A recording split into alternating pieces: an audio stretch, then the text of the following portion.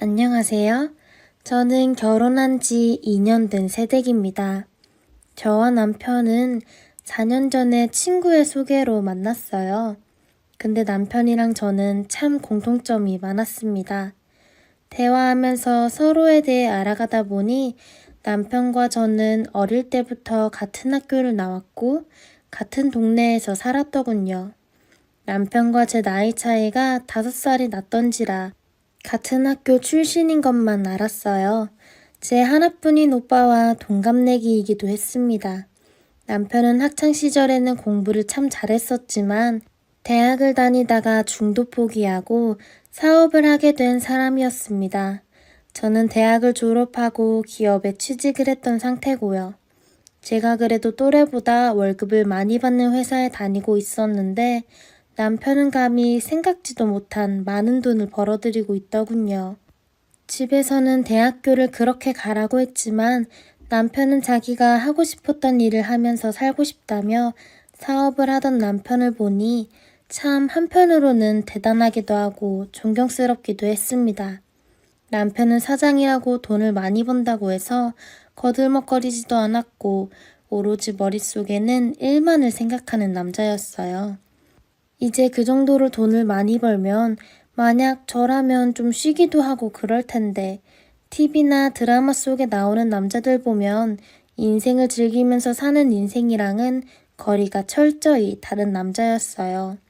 항상 끊임없이 사업과 관련된 일들을 공부하며 책을 보고 뉴스를 들으면서 분석하고 기록하고 매일 아침 일어나 운동까지 하는데 그래야 체력이 따라가서 제대로 일을 할 수 있다는 말을 하는데 교과서에 나올 법한 현실판 바른생활 사나이 같은 남자였습니다. 솔직히 제가 살면서 이런 부류의 남자를 처음 만났던지라 존경심이 들기도 했기에 남편을 참 많이 좋아했어요. 저는 그래서 제가 이렇게 느끼는 것을 남편에게 이야기하자 남편이 저에게 연애를 하면서 했던 말이 자기가 26살에 처음으로 사업을 하겠다고 유학도 그만두고 들어왔다가 망한 것만 2번이라고 합니다. 처음에는 진짜 아무것도 모르고 그냥 꿈은 큰데 의욕만 앞서서 이랬다가 망했고 2번째는 사람들이 전부 다 자기 같은 줄 알고 일하다가 망했고 지금 3번째 사업을 하면서 드디어 좀 살만해진 건데 결국 사장이 모든 일을 다 할 줄 알아야 일이 제대로 돌아가는지 알 수가 있다고 직원들에게 모든 걸 맡기고 신경을 안 쓰게 되면 무조건 그건 망하게 되니까 계속 이렇게 틈틈이라도 시간을 쪼개서 공부하고 일하면서 뭘 알아야 제대로 돌아가는지 지시를 할 수 있다며 말하더군요. 누가 가르쳐 주지도 않았는데 어떻게 일하냐는 말에 아버지가 간접적으로 자기한테 알려주셨다며 그래서 자신은 세상에서 자기 아버지를 가장 존경한다고 자랑스레 말하는 남편이었어요. 시아버지께서도 현재 사업을 하고 계셨고 진짜 하루 5시간만 주무시고 일하면서 운동까지 하신다는데 거기에 시간만 남으면 또 여행을 떠나신다고 하시더군요. 그것도 그냥 휴양지 이런 여행이 아니라 사막여행을 간다든지 100km 마라톤을 나가신다든지 해외로 나가도 오지를 돌아다니며 인간의 끈기와 인내를 배우기 위해 수행자와 같은 삶을 사시는 시아버지를 보니까 저런 아버지 밑에서 남편과 같은 아들이 태어나는구나 싶었습니다. 솔직히 저는 연애하면서 제가 먼저 남편에게 빠져들어 적극적으로 먼저 다가갈 때 남편은 저에게 자기가 이상한 남자면 어쩌려고 이러냐고 그렇게 자기를 좋아하냐면서 저를 좋아하기는 하지만 그만큼 조금씩 천천히 알아가면 좋겠다고 말하던 남자였어요. 그때는 진짜 이 남자가 저를 받아주지 않으면 어떡하나 노심초사까지 들었고 그런 저에게 자신이 괜찮은데 제가 혹시나 싫어할까봐 사실은 사귀기 전에 말해둔다면서 자신은 대학교 중퇴를 했다는 이야기였어요. 나름 서울의 명문대를 졸업한 저에게 자신은 고졸일 뿐인데 괜찮겠냐며 묻던 남편에게 저는 그런 건 하나도 안 중요하다고 대답했어요. 실제로 제가 회사를 다니면서 느낀 게 저보다 학벌 좋은 서울대 출신의 사람들 중에도 이상한 애들이 얼마나 많은데 남편이랑 사귀고 결혼할 때까지만 해도 저는 세상에서 가장 축복받은 존재인 줄로만 알았습니다. 하지만 기쁨도 잠시, 문제는 결혼하면서부터 생기게 되었어요. 저는 남편의 집을 찾아가서 처음으로 인사를 드리던 날 남편에게 말로만 듣던 시부모님을 처음 뵙게 되었는데 시어머님께서 저를 이쁘다고 싹싹하다며 너무 잘 대해주셨습니다. 우리 아들이 진짜 다른 건 다 좋은데 대학교 중퇴라고 말하던 시어머니. 근데 또 아이러니하게도 시부모님도 시아버지께서는 좋은 대학을 졸업하셨는데 시어머니는 고졸 출신이라고 하시더군요. 그래서 그런 건지 아들인 남편에게 학벌에 거는 기대가 엄청 컸나 봅니다. 하지만 자기 아들은 대학을 잘 다니다가 갑자기 사업을 한다고 중퇴를 해버려서 혹시나 고졸인 아내를 데려오면 집안에서 고졸 출신의 엄마랑 아들까지 그리고 며느리까지 들어올까봐 걱정되었다는 말에 남편이나 시아버지는 시어머니에게 핀잔을 주며 그놈의 대학이 뭐가 중요하냐고 대학 나와서 사람 구실 못하는 것보다 대학을 안 나와도 사람 구실 제대로 하는 게 훨씬 낫다고 했습니다. 시어머니는 자기가 대학을 못 나와서 겪은 서러움을 잘 몰라서 그렇다며 저같이 똑똑한 며느리가 들어와서 너무 좋다고 처음 본 날부터 항상 이것저것 챙겨주셨습니다. 앞서 설명드린 바와 같이 남편 집안은 아버님께서도 그렇게 열심히 일을 하면서 사셔서 집안은 넉넉한 편이었고 남편 또한 돈은 엄청나게 벌고 있는 편이지만 그동안 사업을 한다며 초기에 까먹은 돈도 많았기에 사업에 들어갈 돈을 생각하면 현금적인 여유는 그리 많지 않다고 했었어요. 근데 그에 반해서 저희 집안은 많이 부족한 점들이 있었습니다. 부모님 두 분 다 제가 어릴 때 동네 슈퍼를 운영하시다가 나중에는 과일 장사를 하셨었고 지금은 일을 쉬고 계시지만 돈이 넉넉한 편은 아니시고 잠시 쉬다가 다시 일을 할까 하고 고민하고 계시더군요. 그만큼 우리 집이 남편 집에 비하면 사실 부족한 부분이 많았던지라 제가 오히 안 느껴졌습니다. 그리고 특히나 시어머니가 중요하게 생각하는 대학 부분도 저희 집안에서 저만 겨우 대학을 나왔지 부모님 두 분은 다 대학을 안 나오셨고 남동생은 실업계 공고를 나왔거든요. 확실히 그 이야기를 듣고는 시어머니가 별로 안 좋아하시기는 했는데 남편과 시아버지가 말하면서 흐지부지 잘 넘어갔습니다. 근데 또 이게 우연이었던 게 저희 친아버지와 시어머니가 같은 초등학교를 나왔더라고요. 상견례 자리에서 둘이 만나더니 저희 아버지가 시어머니를 빤히 쳐다보시면서 혹시 땡땡 국민학교 나오시지 않았냐고 물었고 아버지와 동갑내기였던 시어머니는 저희 아버지 이름을 듣고 기억해내면서 상견례 자리가 갑자기 동창회 자리가 되었어요. 좀 어른스러워야 되는 자리가 저희 아버지와 시어머니 덕분에 갑자기 시끄럽고 어수선해졌다고 할까요? 결국 시아버지가 옆에서 기침 소리를 내시며 화제를 돌렸고 그렇게 잠시나마 시끌거림이 끝이 나면서 그렇게 3개월 뒤 저희는 결혼식을 올리게 되었습니다. 그 이후 저는 결혼한 지 3개월 만에 소중한 아이를 임신하게 되었고 모든 것이 완벽했었습니다. 그리고 출산 직후에는 손자가 너무 이쁘다며 자주 찾아오던 시어머니. 솔직히 매번 찾아오시는 게 부담스럽기는 했지만 워낙 저에게 잘 대해주셨고 저희 아들도 너무 이뻐해 주셨기에 이해하고 있었습니다. 그러던 어느 날 저희 집 대문 앞에서 악 하는 소리와 함께 누군가 치고받고 싸우는 소리가 들리더군요. 왜 하필 우리 집 앞에서 싸우는 건가 싶어서 문을 살짝 열어봤더니 바닥에 누워서 얼굴을 인정사정 없이 막고 있는 여자가 바로 저희 어머니였습니다.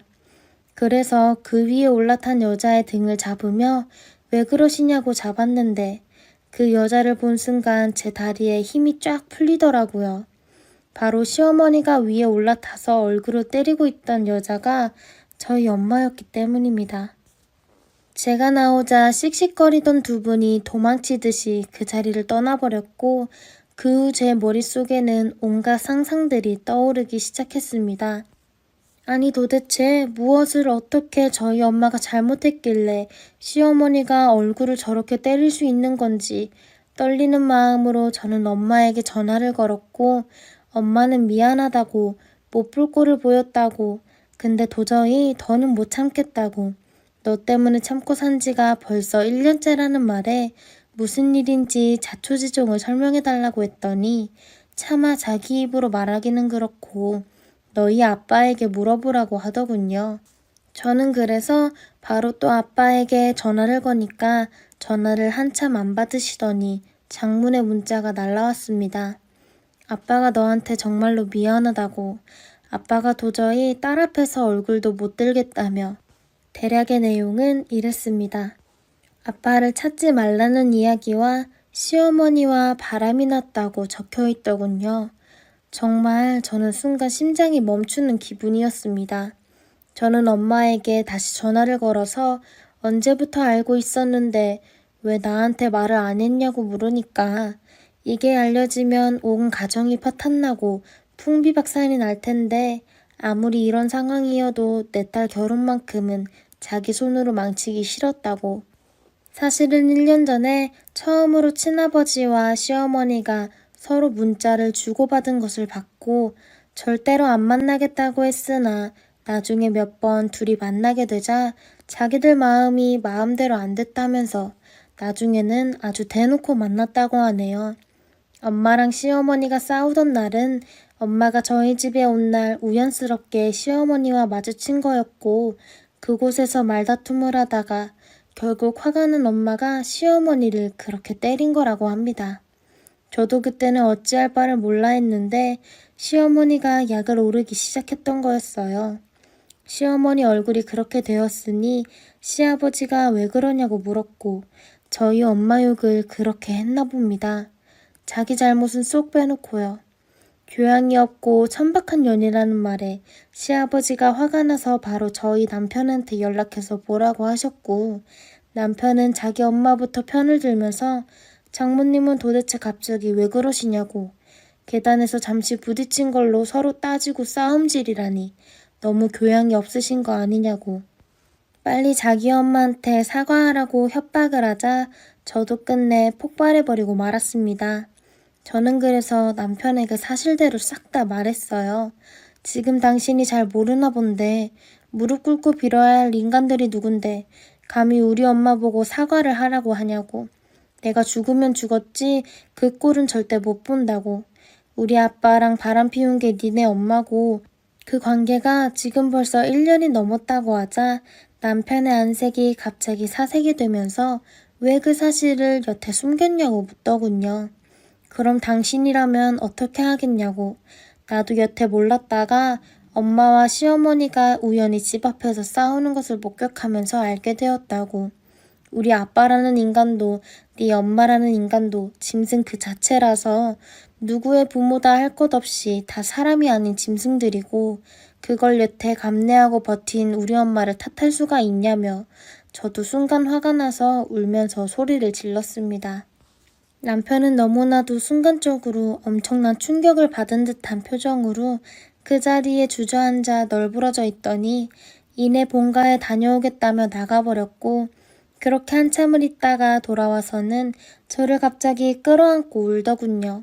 남편은 그러면서 저에게 말하기를 우리 앞으로 어떻게 되냐고 하더군요. 시어머니는 집에서 쫓겨났다고 들었어요. 혹시 몰라 집에 전화를 걸었더니 아빠도 집에서 나갔다고 하더군요. 진짜 이 상황이 너무 믿어지지가 않아서 헛웃음까지 나왔습니다.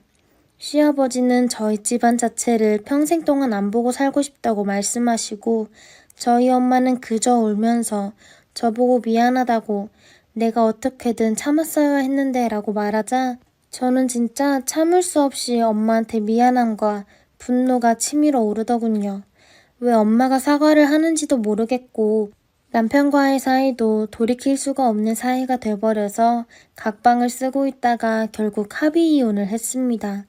지금은 그래서 현재 아이랑 둘이 살고 있고 남편이 주말마다 아이를 데리러 오며 양육비랑 돌보미 아주머니 비용을 주고 있고 그 비용으로 엄마가 대신 돌봐주고 계십니다. 지금도 시어머니와 저희 아빠는 어디서 뭘 하는지도 모르겠습니다. 자기 자신의 인생을 말아먹으면서까지 그렇게 사랑하고 싶었던 건지 지금 아직도 도무지 이해를 할 수가 없네요. 안녕하세요. 저는 평범한 가정을 이루고 있는 여자입니다. 저희 남편은 병원에서 산부인과 의사로 근무 중이고 저는 학생들을 가르치는 일을 하는 선생님이에요. 남편과는 지인을 통해 만났습니다. 만난 지 정말 짧은 시간에 아이를 가지게 돼서 마음의 준비도 안 된 채 그렇게 혼전 임신으로 결혼을 하게 되었습니다. 짧은 연애에 갑작스러운 아이 소식에 정말 싸우기도 많이 싸웠어요. 이혼하자라는 말이 입 밖으로 나오는 걸 꾹꾹 눌러가며 살았습니다. 남편과 저는 성격이 정반대예요. 남편은 아무리 힘든 일이 있어도 절대 입 밖으로 꺼내지 않는 스타일입니다. 정말 말수도 없고 너무나 이성적이고 냉정한 사람이에요. 반면에 저는 사람들과 이야기를 하면서 속에 있던 넋두리도 풀어내고 재밌게 수다를 떨며 스트레스를 푸는 사람이거든요. 화가 나거나 섭섭한 일이 있으면 이야기를 통해 그런 것들을 해결해 나가는 타입인데 남편은 아예 그런 상황 자체를 회피해버리는 스타일입니다. 그렇게 저희 부부는 삐걱삐걱 됐지만 참 이쁜 딸아이를 사랑하는 마음은 똑같았기에 나름 잘 가정을 꾸리고 살았습니다. 그렇게 아이가 훌쩍 자라 유치원에 들어가게 되었습니다. 근데 이때 아이에게 정말 큰 사고가 일어났습니다. 아이가 친구들이랑 놀다가 미끄럼틀에서 옆으로 떨어져 뼈가 부러지는 사고가 일어난 겁니다. 소식을 듣고 너무 깜짝 놀란 저는 바로 급하게 병원에 갔고 다행히 심한 건 아니고 깁스를 해야 할 것 같다는 말씀을 하시더라고요. 저는 그때 너무 놀라서 그래도 의사인 남편한테 연락했어요. 애가 다쳤으니까 좀 와서 봐줄 수 있냐고 전화를 하니 남편은 화들짝 놀라서 얼마나 다친 거냐고 사고가 난 거냐고 무슨 일이냐고 묻더라고요. 저는 아이 뼈가 부러져서 깁스를 해야 할 것 같은데 라고 말이 끝나자마자 갑자기 남편이 버럭 화를 내는 겁니다. 아니 여보, 그 정도는 여보가 알아서 병원 가서 할 수 있잖아. 나 오늘 오전 전부 다 수술 예약 잡힌 거 알면서 왜 이렇게 사람을 놀래켜? 애가 놀다가 다칠 수도 있는 거지. 왜 이렇게 오두방정이야. 나는 여보 목소리 듣자마자 무슨 애 교통사고라도 당한 줄 알았네. 아이씨, 진짜 오늘 컨디션 다 망쳤잖아. 됐어. 이따 집에서 봐. 라고 하면서 끊더라고요.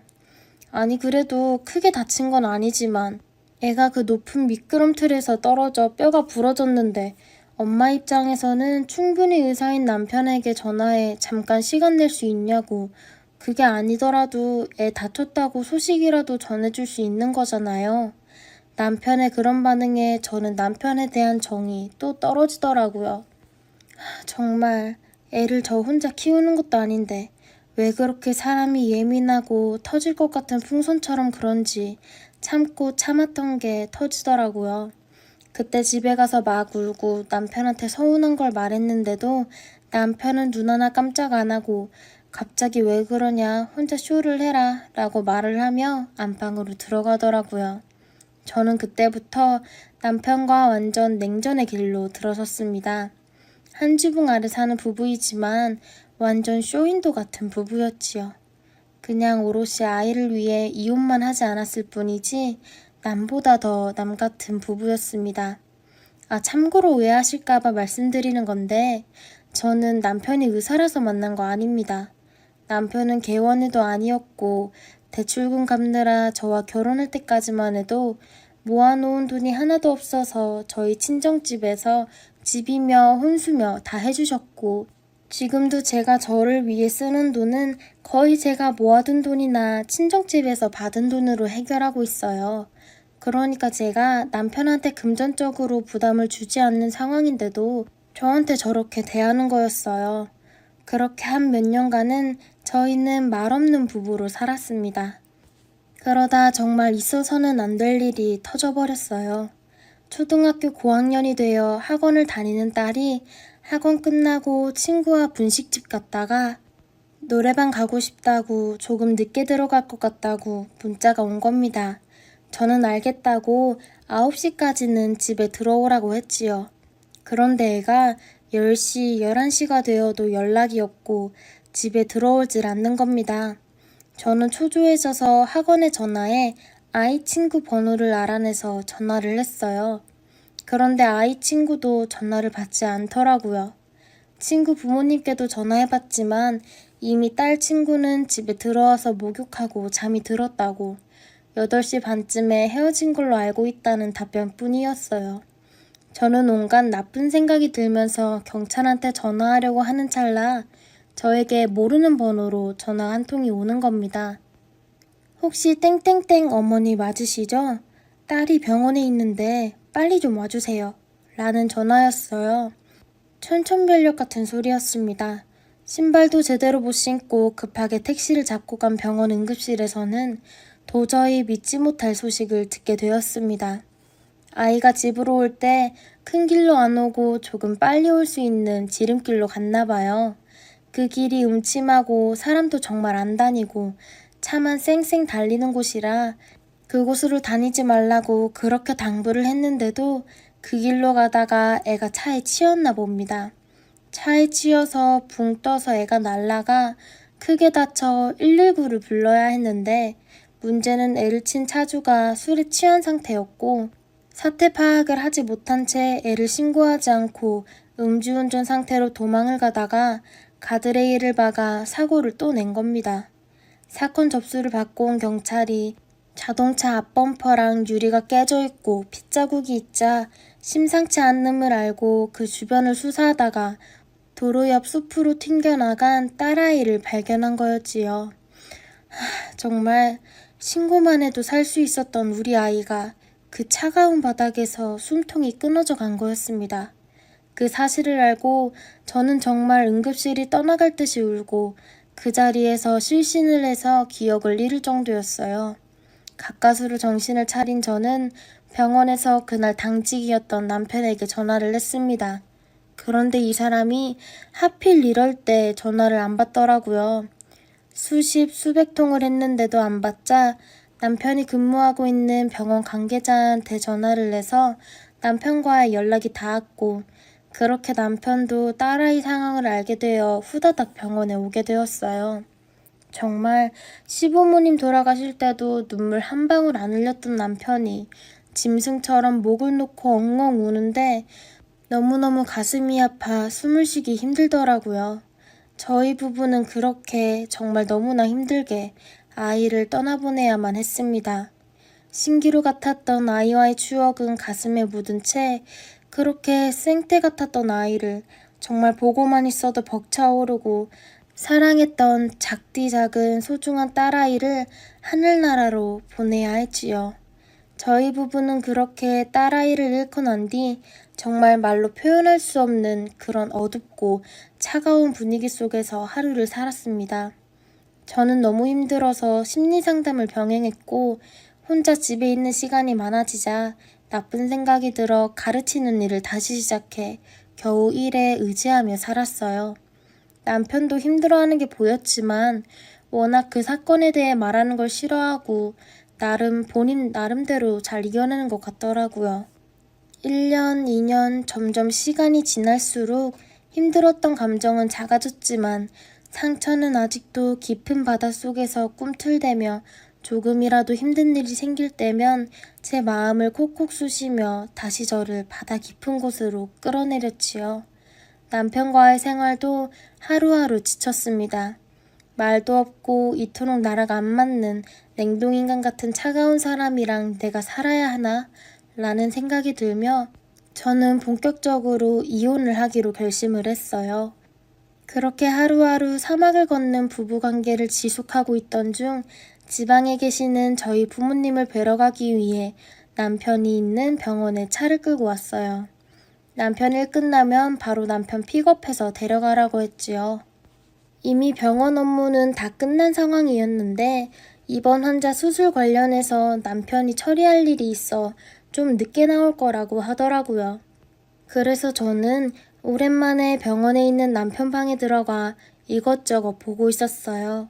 그래도 한켠에 아직도 애 아빠랑 저랑 애랑 놀이공원 가서 아이스크림을 먹으며 찍은 사진이 액자에 있더라고요. 마음이 씁쓸해졌습니다. 그렇게 남편 방을 구경하고 있는데 예전에 왔을 때 못 보던 관물대라고 해야 하나요? 금고? 하여튼 뭐가 있는 겁니다.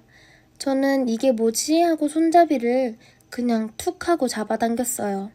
당연히 열쇠 거는 곳이 있었기에 안 열릴 줄 알고 그냥 잡아당긴 건데 잠겨있지 않는 겁니다. 그런데 진짜 무언가가 들어있는 까만색 봉지 수십 개가 그 안에 있는 겁니다. 원체 성격이 깔끔한 남자라 절대 이런 곳에 놔둘 사람이 아닌데 뭐지 하고 그 봉지를 열어본 순간 저는 깜짝 놀라서 털썩 주저앉았어요. 여자 속옷 수십 장이랑 생리대 수십 통이 들어있는 겁니다.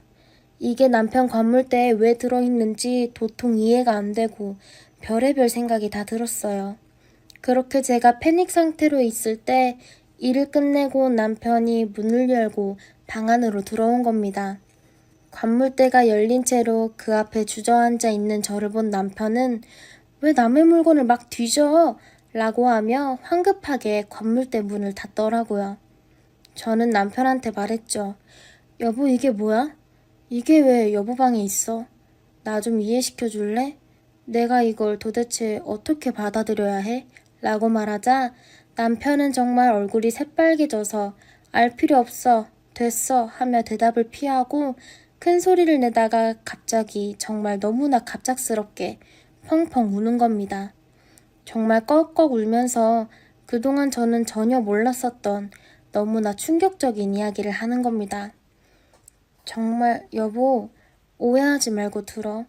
사실 나 여보랑 결혼하기 전부터 심한 우울증이었어. 부모님이 원하는 대로 공부해서 좋은 대학, 좋은 의대에 들어간 거고 사람들 기대에 부응하기 위해 20대 중후반을 그렇게 살았어. 그렇게 살다가 앞을 보니까 나는 껍데기만 남았더라고.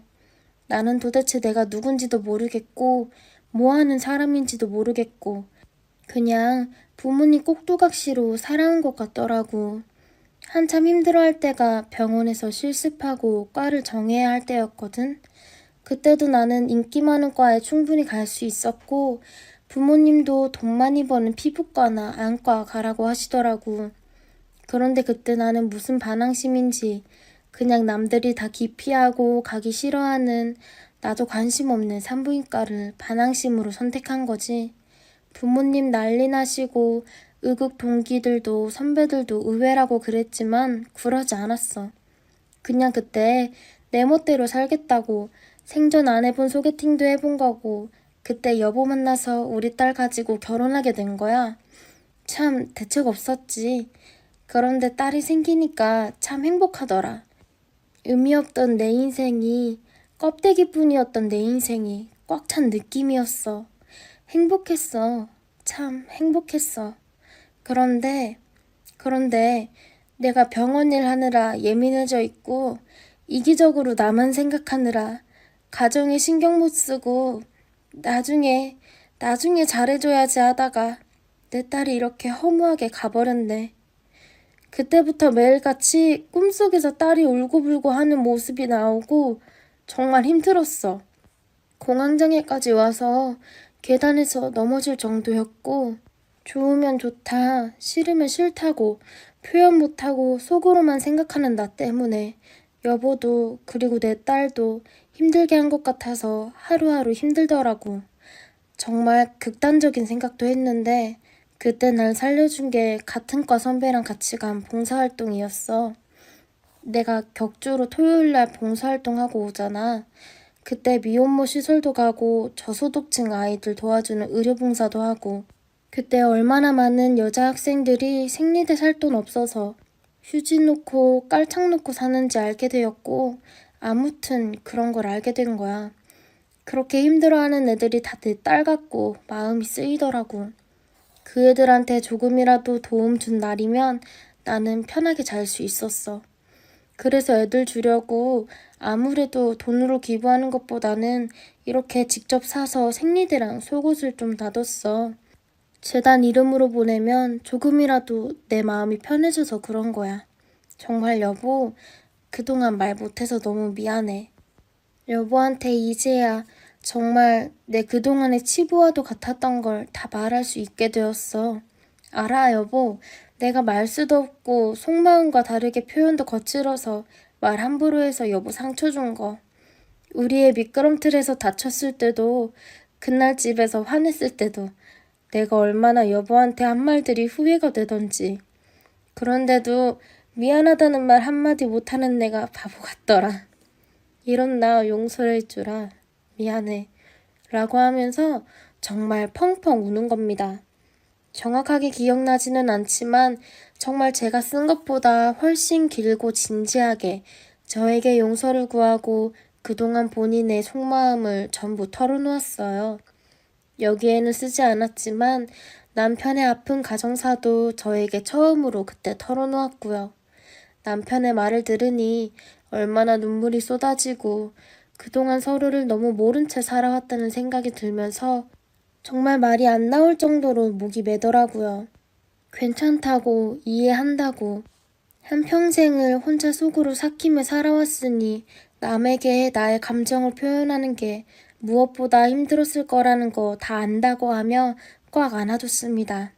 저희 부부는 그렇게 한참 동안 껴안고 펑펑 울며 서로의 마음을 주고받고 딸아이를 잃은 같은 슬픔을 위로해 주었어요.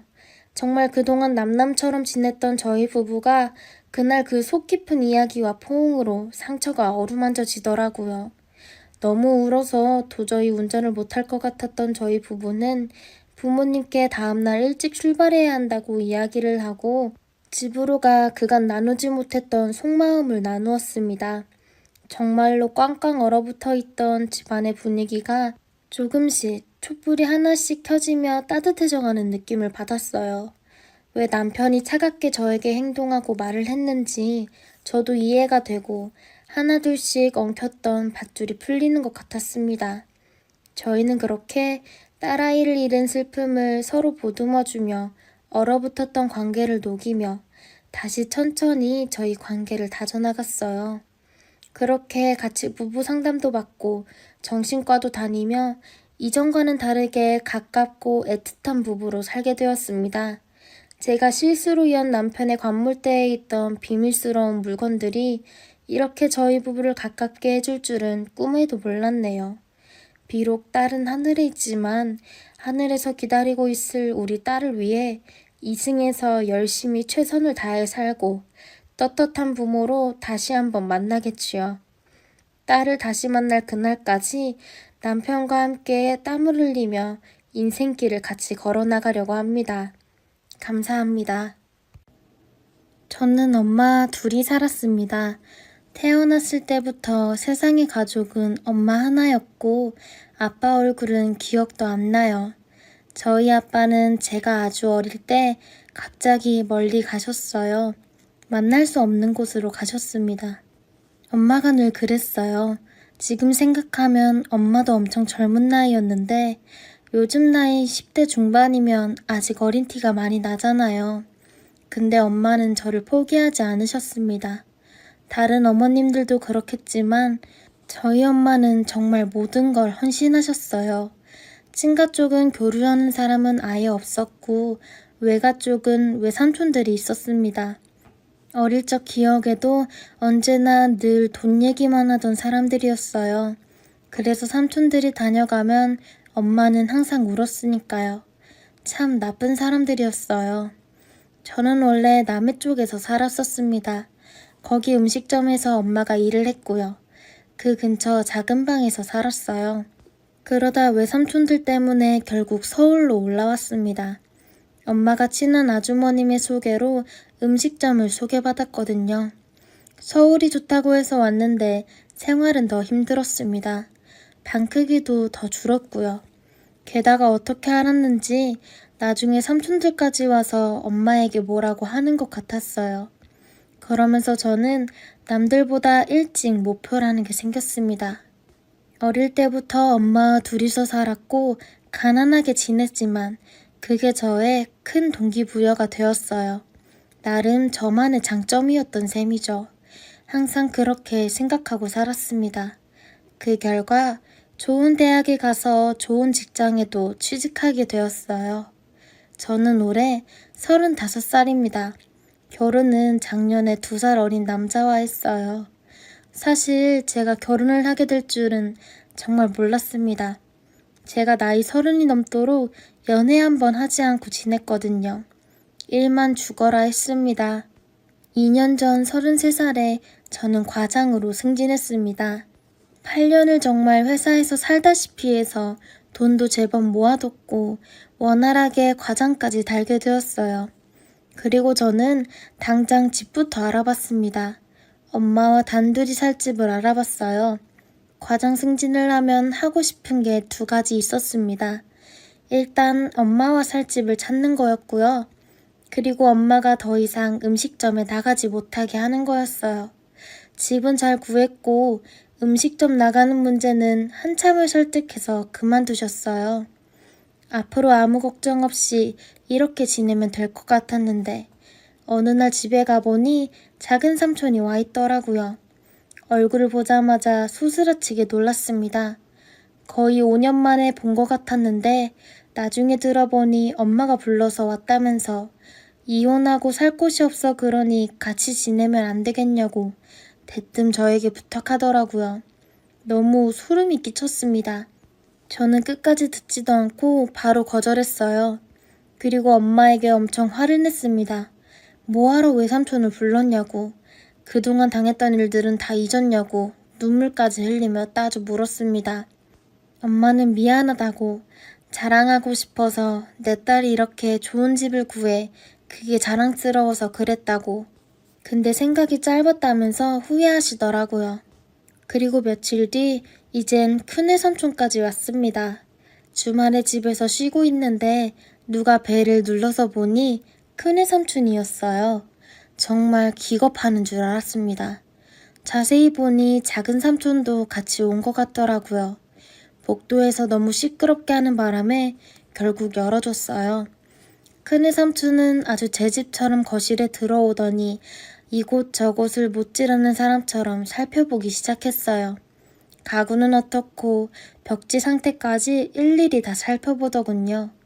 그러더니 자기 혼자 거실 바닥에 앉아서 저와 엄마를 불렀습니다.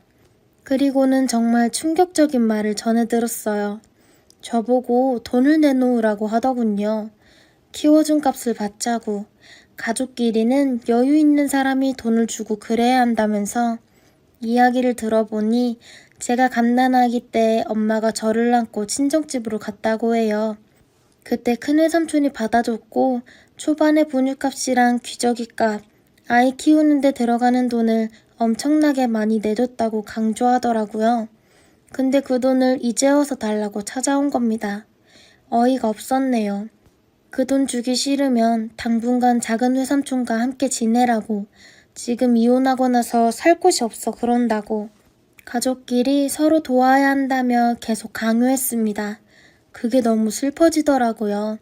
내가 갓난아기 때 쓴 돈을 커서 갚아야 하는 내 처지가 정말 어이가 없었어요.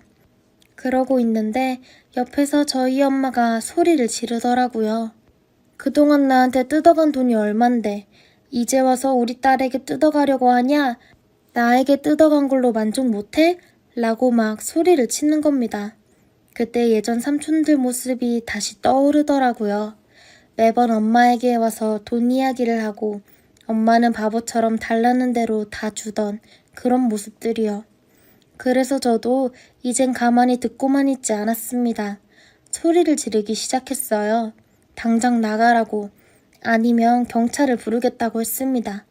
그래서 삼촌들은 고함을 치며 어디 한번 불러보라고, 무슨 말 같지도 않은 소리를 하냐며 비웃었어요. 근데 진짜 불렀습니다. 제가 바로 전화했어요. 그러자 정말 10분도 지나지 않아서 경찰분들이 집에 오셨고 외삼촌은 막 소리를 지르며 가족끼리 무슨 주거침입이냐고 경찰관들 앞에서 오히려 막 가르치려 하더군요. 근데 주거침입이 맞았습니다. 아무리 가족이라 해도 함께 사는 사람이 아니면 성립이 된다네요. 결국에 삼촌들은 꿀먹은 벙어리가 돼서 저희 집을 나갔습니다.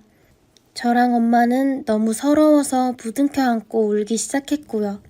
그 뒤로도 막내 외삼촌과 큰 외삼촌이 번갈아 가며 집에 찾아오는 것 같았어요. 제가 회사에 출근했을 때 특히 더 찾아왔습니다. 그럴 때마다 저는 엄마에게 그냥 경찰에 신고하라고 정 안 되면 고발하자고 했어요. 그 뒤로 몇 번 엄마가 혼자 경찰서에 가는 것 같았습니다. 나중에는 동네 파출소도 하시는 것 같았어요. 음식 같은 걸 만들어서 주고 온다고 하시기도 했고요. 그래서 저는 크게 신경 안 쓰고 있었습니다. 근데 나중에 알고 보니 엄마는 그때부터 사윗감을 찾고 계신 것 같더라고요. 그때 엄마가 싸준 도시락을 열심히 받아 먹었던 경찰관이 지금의 제 남편입니다. 덩치가 얼마나 좋은지 도시락을 엄청 많이 먹었나 봐요. 한 달 동안 잠잠하다가 어느 주말에 또 벨이 울리길래 설마 하고 밖을 보니 큰애 숙모가 있었습니다. 너무 어이가 없어서 문을 열지도 않고 인터폰으로 물어봤어요. 저에게 엄청 반가운 척을 하면서 문 좀 열라고 오랜만에 얼굴이나 보자면서 친절하게 이야기하길래 외숙모 한 분만 있는 줄 알고 문을 열었습니다. 근데 그 뒤에 삼촌들이 다 와 있더라고요. 이번에 아예 짐까지 싸서 눌러앉을 작정으로 온 것 같았습니다. 작은 외삼촌은 그 당시 큰 외삼촌 집에서 함께 살았나 봐요. 그것 때문에 외숙모가 폭발해서 짐까지 다 싸라고 하고 저희 집으로 왔더라고요. 그러면서 막 짐을 들이밀면서 작은 외삼촌 좀 잠시만 지내게 하자고 하는데 저는 현관에서 절대 못 들어오게 막았습니다. 나중에는 저를 밀치면서 들어오려고 하더라고요. 그때 엄마가 뒤에서 누군가에게 전화를 하는데 그땐 경황이 없어서 그냥 경찰에 신고하나 생각했어요. 몇 분 뒤에 엘리베이터에서 덩치 좋은 남자가 내렸는데 누군지 전혀 모르는 사람이었습니다. 오자마자 외삼촌 짐을 들어다가 엘리베이터에 놓고는 지금 뭐 하시는 거냐, 정말 경찰서에 가고 싶어서 그러시는 거냐 라고 소리를 지르더군요. 처음 보는 남자가 저러니 누군가 했습니다. 삼촌들 다 어리둥절해서는 당신은 누구냐, 누군데 남의 집안일에 나서냐 물어봤어요. 그래서 주머니에서 신분증을 꺼냈고 그때 그 경찰관이었습니다. 사복 차림이었어요. 신분증을 보자 곧바로 조용해지더라고요. 그러면서 결국 전부 다 나갔습니다. 엘리베이터 타는 것까지 보자 저는 그냥 현관에 주저앉았어요. 못 들어오게 막느라 정말 온 힘을 다 썼거든요. 근데 엄마는 뒤에서 웃고 계셨어요. 엄마가 찬물을 한 잔 가져왔는데 저에게 주는 건 줄 알았거든요. 근데 저는 쳐다도 안 보고 저를 지나치더니 그 경찰관 아저씨에게 주더라고요. 너무 고맙다고 하면서 계속 칭찬을 했습니다. 누가 자식인지 모르겠더라고요. 그날 저녁부터 엄마는 그 경찰관 칭찬을 했습니다. 요즘 사람답지 않게 바르다, 착하다 하면서요. 근데 뭐 제가 봤을 땐 키도 작고 떡두꺼비 같이 생겨서 사복 입고 들어오니 경찰관인 줄 전혀 모르겠더라고요. 처음엔 별 생각이 없었습니다. 그러던 어느 날 회사에서 일하고 있는데 뜬금없이 엄마 핸드폰으로 전화가 왔어요. 곧바로 받았는데 웬 남자 목소리가 들리더군요. 그러더니 땡땡 보호자분이 맞냐고 하길래 정말 너무 놀랬습니다. 원래 그런 말은 엄청 위급한 상황에 하잖아요. 그래서 그 소리를 듣자마자 자리에서 벌떡 일어나며 물어봤어요. 무슨 일인데 그러냐고, 왜 그러냐고 물어봤습니다. 그런데 대뜸 저에게 언제 퇴근하냐고 물어보더군요. 알고 보니 엄마가 파출소를 찾아가서 그 경찰관에게 전화 좀 걸어달라고 부탁했다더군요. 귀가 잘 안 들려서 특히 요즘 더 심하다고, 딸아이에게 할 말이 있다고 정말 되지도 않는 연기를 펼치며 일을 벌인 거예요. 그래서 엄마 대신 그 경찰관과 제가 통화를 하게 된 겁니다. 옆에서 엄마가 하는 말을 그대로 옮겨서 경찰관이 이야기했고요. 그러니 저에게 퇴근 언제 하냐고 하고 외식하고 싶다고 하고 뭐 먹고 싶냐고 물어보고 이런 평범한 질문들을 두꺼운 남자 목소리로 들으니 기분이 좀 묘하더라고요. 원래 그날도 야근해야 하는데 얼떨결에 일찍 퇴근한다고 했고요. 나중에 전화 끊을 때도 일찍 들어오라고 이야기를 전해주는데 기분이 참 이상했네요. 그 뒤로 몇 번 더 엄마 대신 그 경찰관과 통화를 했고 항상 외식 이야기를 하는데 그냥 모른 척하고 그래서 통화 끝내기 전에 제가 먼저 이야기했어요. 오늘 시간 괜찮으시면 함께 식사하시자고 먼저 말했습니다. 그러자 옆에서 엄마가 손뼉치는 소리가 들리더라고요. 그렇게 식사를 같이 했고 그 뒤로 몇 번 더 만나서 엄마와 다 같이 외식을 했어요. 나중에는 자기가 대접하겠다고 저에게 먼저 연락하기도 했고요. 근데 언제부턴가는 엄마가 입맛이 없다고 하시고 무슨 점심을 오후 5시에 드셨다고 배부르다고 하시면서 그냥 둘이서 식사하라고 하고 약속 시간 5분 전에 갑자기 통보하시더라고요. 결국 둘이서 몇 번 식사를 했습니다. 그렇게 자연스럽게 데이트를 하게 되었습니다. 사실 그동안 연애 경험이 전혀 없어서 어떻게 하는 건지도 잘 몰라서 매번 밥만 먹고 들어왔거든요. 일찍 들어오면 엄마가 계속 화를 내고 집에 꿀 발라놨냐고 하셨어요. 그러다 한 번은 엄마가 먼저 나서서 밥을 먹자고 하시면서 저희들을 부르셨어요. 그때 그 경찰관 앞에서 제가 정말 무안할 정도로 제 자랑을 심하게 하시더라고요. 식사를 마치고 돌아오는데 정말 엄청 놀랬습니다. 아파트 건물 앞에 외삼촌 둘이 기다리고 있더군요. 근데 확실히 덩치 있는 남자와 함께 걸어 다니니 든든하긴 했습니다. 외삼촌들은 엄마를 보자마자 달려왔고 대뜸 돈 이야기를 꺼내길래 제가 더 단호하게 말했습니다. 그리고는 저도 모르게 슬쩍 경찰관 뒤로 숨었습니다. 보니까 엄마는 진작에 경찰관 뒤에 착 붙어 계시더라고요. 외삼촌들은 다가와서 또 저 남자랑 있냐고 대체 누구냐면서 물어보더라고요. 그때 엄마가 그러셨어요. 우리 사위 될 사람이다 왜? 라고 질러버렸고 그때 저는 아무 말 없이 가만히 있었습니다. 앞으로 모든 일은 우리 모녀한테 이야기하지 말고 여기 경찰관을 통해서 해. 라고 하며 파출소 위치까지 알려주셨어요. 근데 더 웃긴 건 떡두꺼비 경찰관은 대뜸 지갑에서 자기 명함을 2장 꺼내더니 외삼촌들에게 주더라고요. 여기로 연락하시라고 하면서요. 그렇게 그날 그 두꺼비와 함께 살기로 마음먹었어요. 자꾸 보다 보니 괜찮더라고요. 나중에 알고 보니 저보다 나이가 2살이나 어렸고 정말 얼굴만 봐서는 저보다 한참 위라고 생각했는데 졸지에 연하 남자랑 결혼하게 되었습니다. 그렇게 한 달 뒤에 예비 시댁에 가서 인사도 드렸고요. 다들 엄청 좋은 분이셨어요. 예비 시댁은 아들만 넷이더라고요. 아버님의 유전자가 엄청 강한지 형제들 모습이 하나같이 정말 다 두꺼비같이 생겼습니다. 큰 두꺼비, 마른 두꺼비, 안경 쓴 두꺼비, 그리고 막내가 떡두꺼비였고요. 어깨가 제일 넓었어요. 저희 결혼 날짜가 잡히면서 엄마는 이제 고향으로 내려가 지내겠다고 둘이서 잘 살아라고 하시더라고요.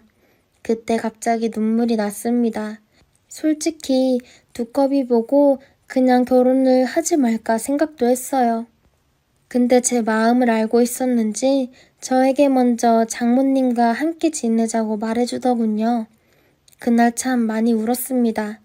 지금껏 살아오면서 제가 봐온 남자들은 외삼촌들이나 이런 실망스러운 사람들 뿐이었는데 점점 잘생긴 두꺼비가 되어가는 것 같았네요. 시댁에서도 당연히 그렇게 하는 게 맞다고 지금까지 힘들게 키워주신 홀어머니를 어찌 고향에 가시게 두냐고 하시더군요. 그 이야기를 듣고 저랑 엄마가 얼싸안고 울었어요. 어찌 이런 분들을 사돈으로 만나게 되었냐고 하시면서요. 그렇게 결혼식을 올렸습니다. 외삼촌들도 다 불렀어요. 저희 결혼식은 누가 봐도 신랑이 경찰관이라는 게 너무 티가 났거든요. 주례 선생님부터 사회자, 축가 모두가 경찰 간부들이 해주셨습니다. 외삼촌들도 다 봤고요. 그날 이후로 외삼촌들이 찾아오거나 연락하는 일은 단 한 번도 없었어요. 늘 저희 집엔 떡두꺼비가 있거든요.